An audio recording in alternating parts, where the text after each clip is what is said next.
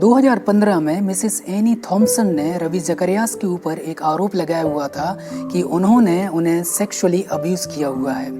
लेकिन जब ये बात RGIM के पास में पहुंची, जो कि रवि जकरियास इंटरनेशनल मिनिस्ट्री है, जिसके फाउंडर रवि जकरियास हैं, जब उन तक ये बात पहुंची तो उन्होंने इन आरोपों को खारिज कर दिया और 2017 में यह केस क्लोज हो गया।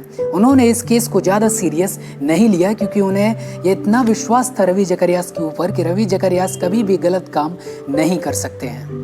अगस्त में 3 और महिलाओं ने रवि जकरियास के ऊपर आरोप लगाए कि केवल हम 3 ही नहीं, लेकिन हमारे जैसी और भी कई लड़कियां हैं, और भी कई महिलाएं हैं जिनका यौन शोषण रवि जकरियास ने किया हुआ था। और RGIM ने एक टीम गठित की और उन्होंने इन्वेस्टिगेशन बिठाया, जिसके तहत यह पाया गया कि ये सारे आरोप सही हैं। रवि जकरियास ने जो मसाज में काम करने वाली जो थेरेपिस्ट होती है, उनका यौन शोषण लगभग 5 साल तक किया हुआ था।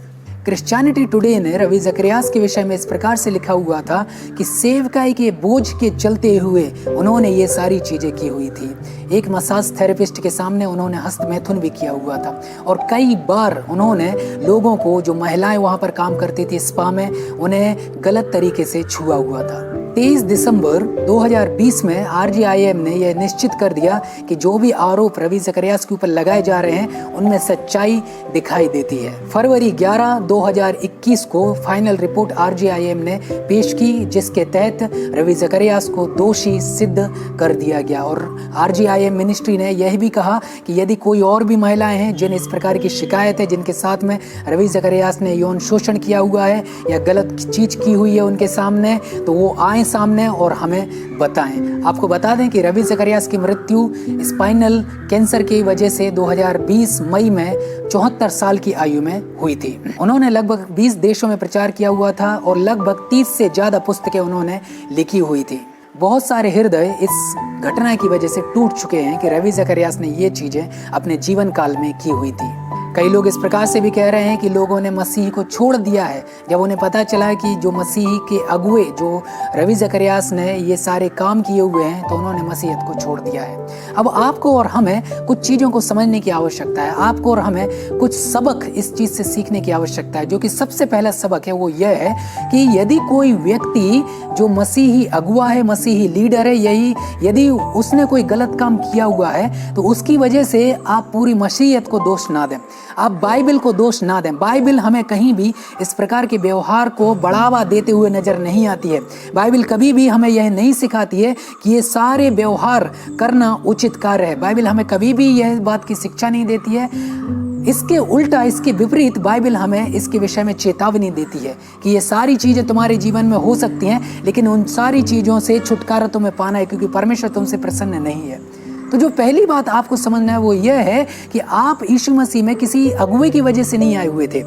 किसी अगुवे को देखकर आप यीशु मसीह में नहीं आए हुए थे। आपने यीशु मसीह का सुसमाचार सुना था, जिसकी वजह से आपने यीशु मसीह को ग्रहण किया हुआ था। और जब आपने यीशु मसीह के सुसमाचार की वजह से यीशु मसीह को ग्रहण किया हुआ है, तो किसी अगुवे की वजह से आप कलीसिया को छोड़कर ना जाएं। किसी अगुवे की वजह से आप मसीहत को छोड़कर ना जाएं। दूसरा सबक जो कि हम सीख सकते हैं वो यह है कि जो अगुवे हैं उनमें अभी भी पाप करने की क्षमता है। इस बात को आप बिल्कुल भी अपने मन से निकाल दीजिए कि जो अगुवे हैं वो कभी भी पाप कर ही नहीं सकते। वो जो अगुवे हैं मसीहत के, वो आपके और हमारे जैसे एक आम इंसान हैं। उनके अंदर भी भावनाएं हैं, उनके अंदर भी परीक्षा में पढ़ने की क्षमता है। जब उनके पास में परीक्षाएं आती हैं, जब टेम्पटेशन उनके सम्मुख आते हैं, तो उनमें यह क्षमता है कि वो पाप में गिर सकें। तो इस भाव को आप मन से निकाल दीजिए कि अरे इतना बड़ा व्यक्ति, इतना बड़ा प्रचारक या इतना बड़ा शिक्षक या इतना बड़ा पास्टर, वो पाप में कैसे गिर गया? वो पाप में गिर सकता है क्योंकि वह भी एक इंसान है, उसके अंदर पाप करने की क्षमता आज भी है।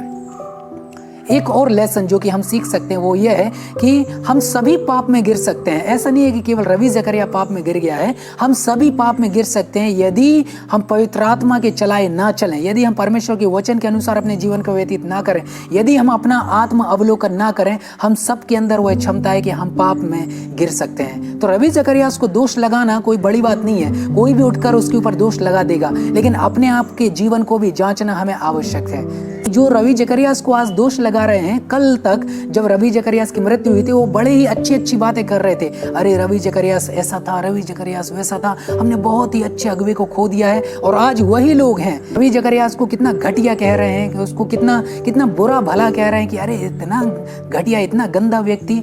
आपको समझने की आवश्यकता है, रवि जकरियास ने कभी ऐसा नहीं कहा कि मैं कभी पाप कर ही नहीं सकता। आपने ऐसा मान लिया रवि जकरियास के विषय में, और आज उसी की वजह से आपके विश्वास को ठेस लगी हुई है।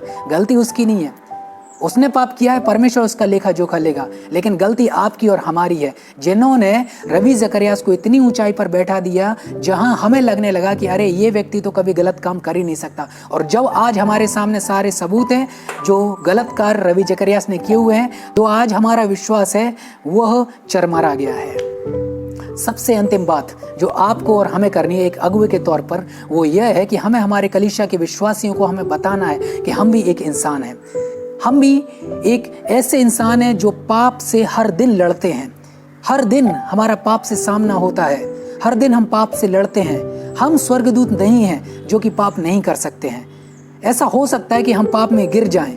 कल को यदि हम पाप में गिर जाएं, हमारी वजह से आपके विश्वास में कोई भी हानि नहीं होनी चाहिए। हमें अपने कलीसिया के विश्वासियों को सिखाना है, हमें उन्हें बताना है। इसमें कोई शर्म वाली बात नहीं है कि हम कितने कमजोर हैं, हमारे शारीरिक रूप से, हमारे मानसिक रूप से, और शायद हो सकता है कई बार हम कमजोर हो जाते होंगे हमारे आत्मिक रूप से भी। प्रार्थना के जीवन में, आराधना के जीवन में हमें हमारे विश्वासियों को बताना है कि यदि कल को मेरे जीवन में कोई बुरी खबर आपको मिलती है, इसका मतलब यह नहीं है कि कोई बुरी खबर मिलनी ही चाहिए आपके जीवन से, लेकिन आपको बताना है कि यदि मान लीजिए कल को आप कोई बुरी खबर सुनते हैं मेरे जीवन के विषय में, उसकी वजह से आपका विश्वास डगमगाना नहीं चाहिए।